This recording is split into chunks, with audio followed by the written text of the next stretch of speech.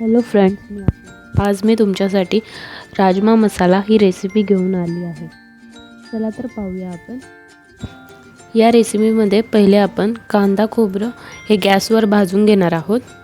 त्यानंतर हे भाजलेला कांदा खोबरं लसूण आलं कोथिंबीर जिरे धने लवंग मिरी हे आपण सगळं मिक्सरमधून वाटून घेणार आहोत। हा आपला वाटलेला मसाला तयार आहे। आता आपण गॅसवर कढई ठेवलेली आहे। त्यामध्ये आपण आपल्या अंदाजे तेल टाकून घ्यायचं आहे। या तेलामध्ये आपण मसाला तेल सुटेपर्यंत परतून घेणार आहोत। आपल्याला हा मसाला कसा समजणार की हा आपला परतलेला आहे? त्या मसाल्याचा थोडा कलर पण डार्क होईल म्हणजे आणि त्याला तेल पण सुटेल असं थोडं साइडनी। याच्यामध्ये आपण हळद मिरची पावडर गरम मसाला हे मसाले टाकून घेणार आहोत।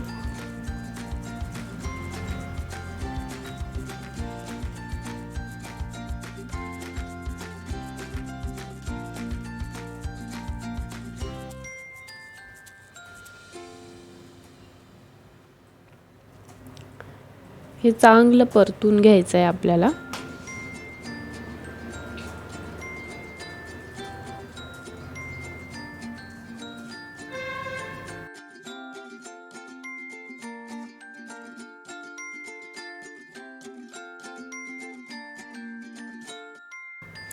त्यानंतर यात चवीनुसार मीठ टाकायचं आहे।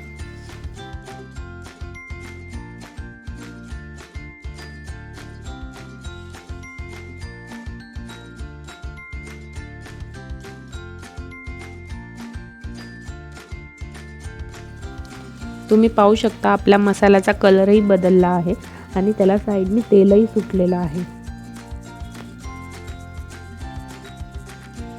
यामध्ये नंतर आपण राजमा उकडून घेतलेले आहे ते टाकणार आहोत।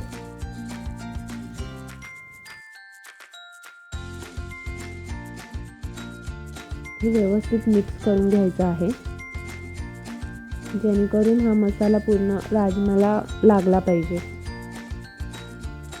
त्यानंतर यामध्ये आपण आपल्या अंदाजानुसार पाणी टाकून घेणार आहोत।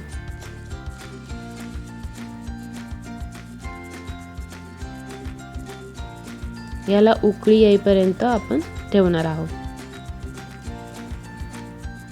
तुम्ही पाहू शकता किती छान तरी आलेली आहे आपल्या भाजीला। आपला राजमा मसाला इथे तयार आहे। गार्निशिंग साठी मी कोथिंबीर टाकत आहे।